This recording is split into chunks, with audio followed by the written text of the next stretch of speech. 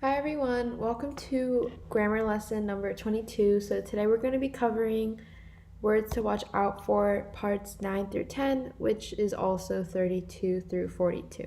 So both of these parts have a lot of sub lessons and sub rules inside them. So I did leave some of the examples on each slides. So we're going to start with part 9. So we have lie and lay, rise and raise, sit and set, precede and proceed, and imply and infer. So for lie and lay, lie means be at rest in a horizontal position, while lay means to put something at rest in a horizontal position. Therefore, lay takes a direct object while lie never does. So can you still say I was laying on my bed when the phone rang? No, you need to say lying because it was you at horizontal rest on the bed, not an object you were placing there. So for example, just before we read the last part, if you want to say you laid something down, you would use lay rather than lie, because if you're lying, then you're already at horizontal rest or a position. But if you're laying something down, there's a direct object because you're putting something in a horizontal position. So the present, past, and participle forms of lie are lie, lay, lain, and lying. The forms of lay are lay, laid, laid, and laying. It is confusing that lay is both the present form of one verb and the past of the other, so you will need to learn the difference between the two forms and their meaning/uses. So to help differentiate and organize all of the tenses of these two words, I made a little chart here so we can refer back to this if we need it. So lain, the past participle form of lie, probably seems least familiar to you, but it is the correct form, so make it your own. So first, going over the word lie, we have the present, which is lie and lies, the past, which is lay, and the participle, which is lain. So for the present, it would be I lie, you lie, he, she, it lies, we lie, you lie, and they lie.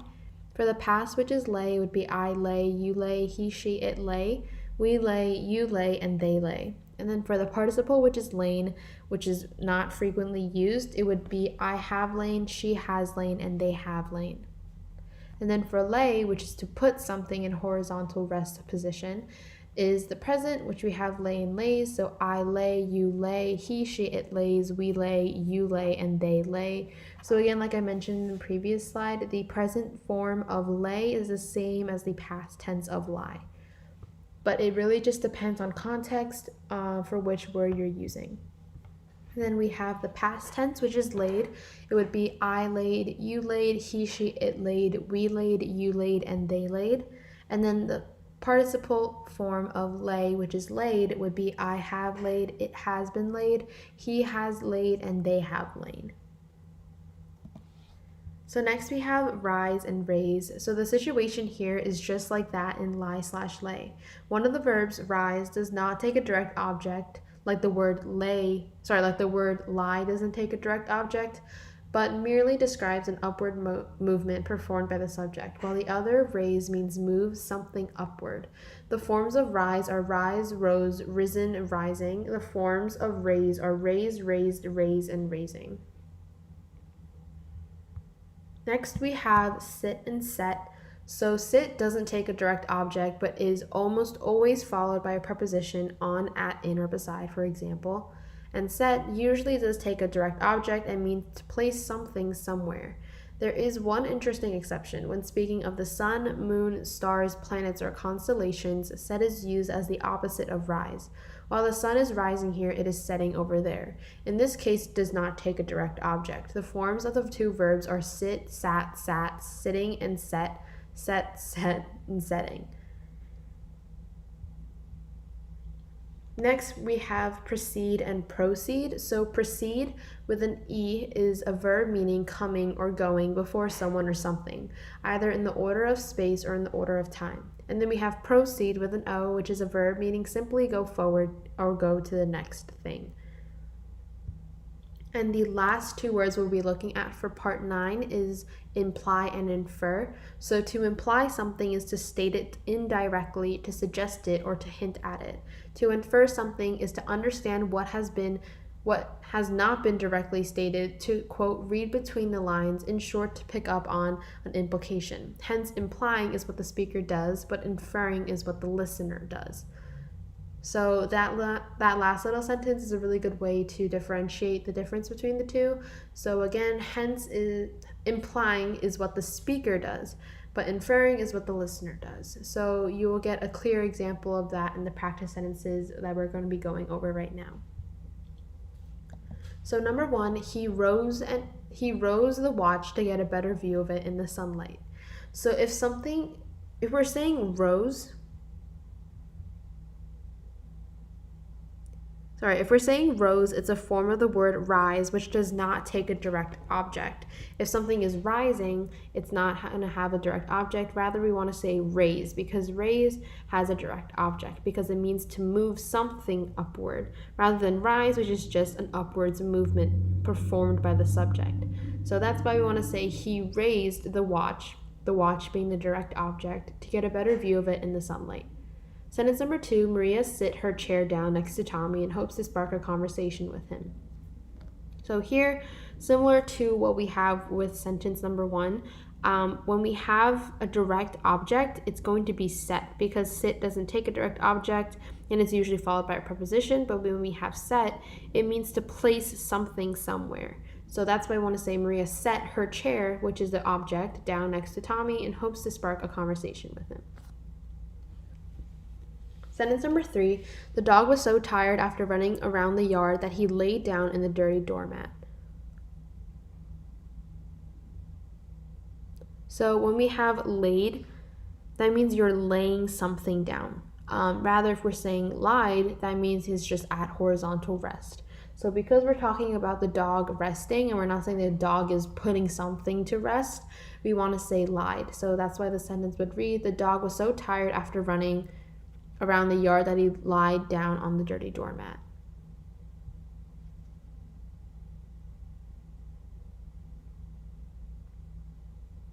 And then we have sentence 4, which is, even after breaking his finger, Leo proceeded to play basketball.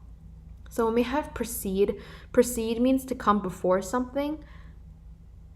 However, we want to have proceed here because that means to go forward, to go to the next thing. So even after breaking his finger, Leo continued to or went on to play basketball. And then number 5, we have Sarah could imply from Jessica's red eyes that she didn't get enough sleep.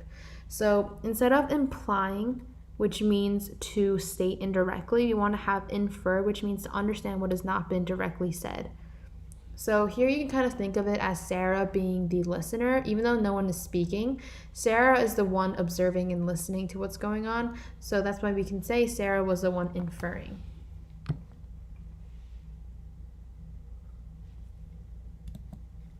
And then we have another set of sentences. So Karis lied her jacket down on the red couch. So when we have lied and laid, lie cannot have a direct object, but since we're talking about the jacket and we're putting something to horizontal rest, we want to say Karis laid her jacket down on the red couch rather than Karis lied it. Sentence number 2, the opening act of the concert preceded the lead singer's solo. So this doesn't make sense to say proceed because proceed means to go on with. So that's why we want to say the opening act of the concert preceded, meaning coming before, the lead singer solo. Also with context clues, the opening is always first.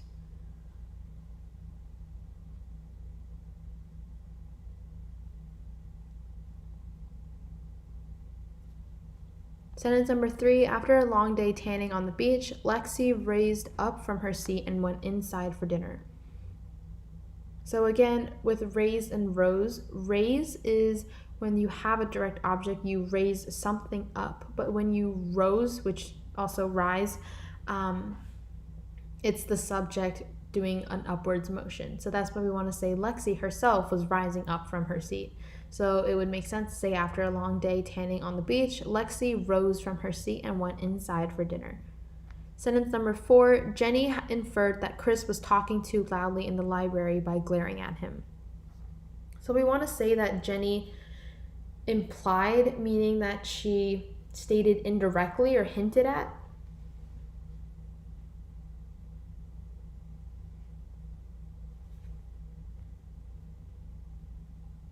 So it makes sense to say Jenny implied that Chris was talking too loudly by glaring at him.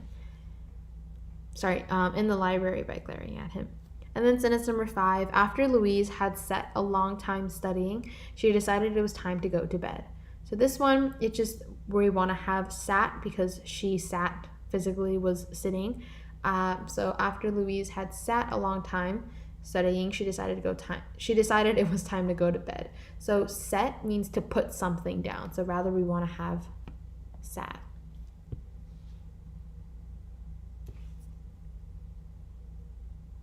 So now we're going to be going over reviewing part 10, which covers 37 through 42. So we're going to go over afflict and inflict, emigrate and immigrate, amount and number, few, several, many, and much, less and fewer, and between and among.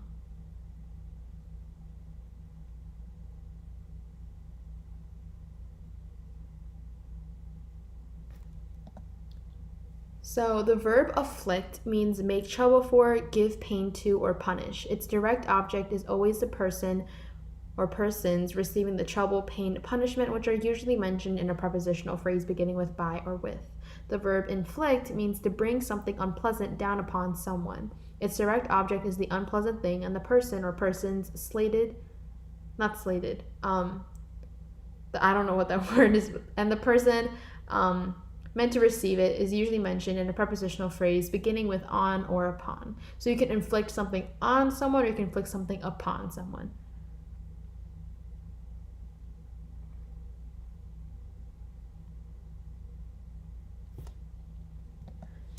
Next we have emigrate and immigrate. So these two definitions can get kind of confusing because the definitions are very close. So I did decide to leave the example sentences for this and the following slides just because they kind of rely on examples to differentiate the meanings between the words.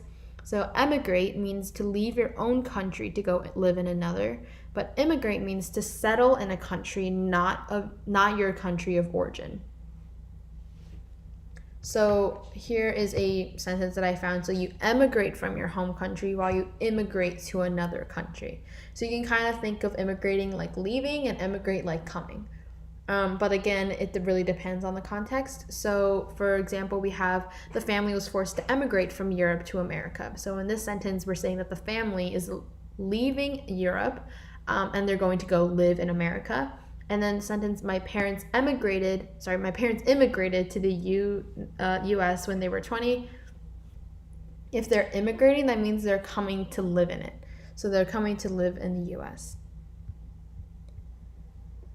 Next, we're going to go over amount and number. So the noun number is used to refer to a quantity of count nouns, which is, I don't think it's a formal grammatical term, but it's basically any noun that you can count. So for example, people, trees, bananas, you can say there's one person or there's 3 people. You can say there's 1 banana or 10 bananas, like 1 tree, 17 trees. So if you can put an indefinite article a or n before the noun, then it is a count noun. So you can say, oh, look, a banana, or you can't say, oh, look, a money. So the noun amount, well, I don't know what I just said. The noun amount is used to refer to a quantity of no count nouns, so things you cannot count. So trouble is a no count noun, even though in another context you can speak of troubles and count them. Then you would use a number. So here we have the number of troubles she has caused is astounding. However, when I'm referring to saying that that trouble as a no count noun also exists, you can say, oh, he is in a lot of trouble, because you can't say he's in 2 troubles or 3 troubles. He's just in a lot of trouble. However, if you say the number of trouble she has caused, you can say, oh, you can probably list all of the trouble she's caused. So it depends on context again, but some nouns are just count nouns and some of them are non-count nouns and others are both. It just depends on the context. And then we have few, several, many, and much. So all of these words serve as either adjectives or pronouns. So few, several, and many must modify or replace count nouns only, and much must modify or replace no count nouns. So for example, few of those golf clubs never get much use. Few, we can say golf clubs, there's 1 or 10 golf clubs. several pigeons, pigeon or pigeons. She doesn't like speaking with many of her relatives. It could be one relative or 10.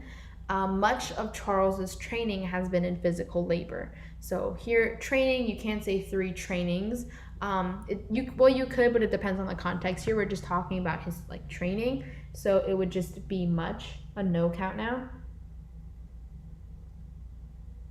And then we have much of his time is spent sleeping. So time, you can't say 3 times. It's different context here, so that's why we would just say much of his time is spent sleeping, and we're going to use much because it's a no count noun.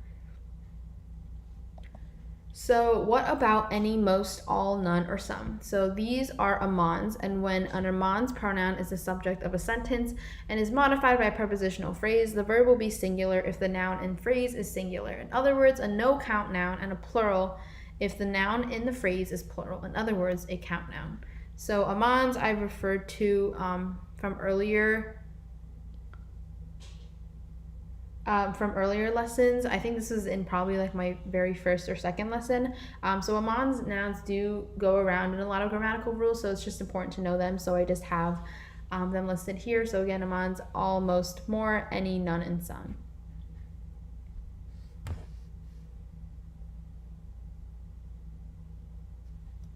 So now we have less and fewer. So both serve as adjectives or pronouns. Less is used only with no count nouns, and fewer only with count nouns. So here we have Dom had less money than he had thought. You can't say he had 5 monies. You could say he had $5, but you can't say money as a count noun.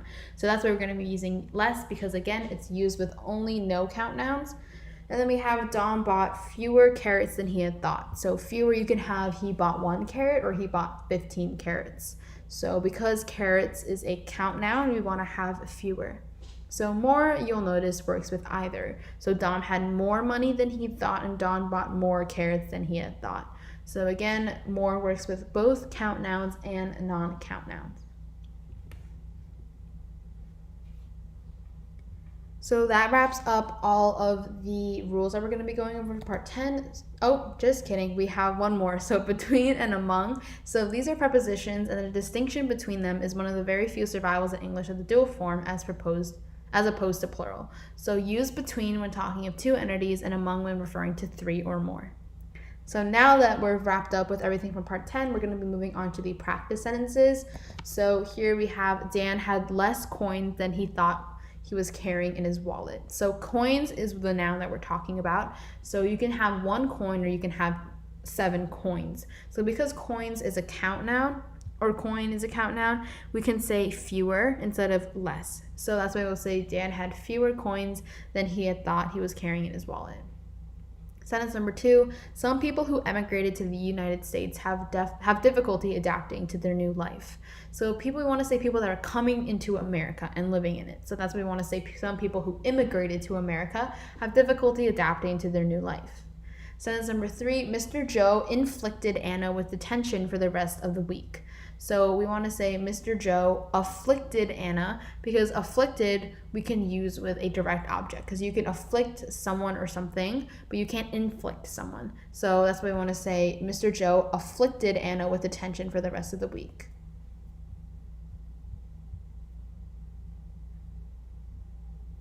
Oh, actually, sorry. You can inflict something upon someone, but when we're using afflict, we're talking about the person or people receiving the trouble that we're talking about. So that's why I want to say Mr. Joe afflicted Anna with detention for the rest of the week. So just to clear that up, you can inflict something onto someone, but since we're talking about pain and punishment, because that's the definition of afflict, we want to have Anna afflicted Anna, meaning that it was to Anna, or the punishment was on to Anna. Sentence number 4, the number of sadness Christine felt was unbearable. So when we're looking at the difference between amount and a number is used for count nouns, but amount is used for no count nouns.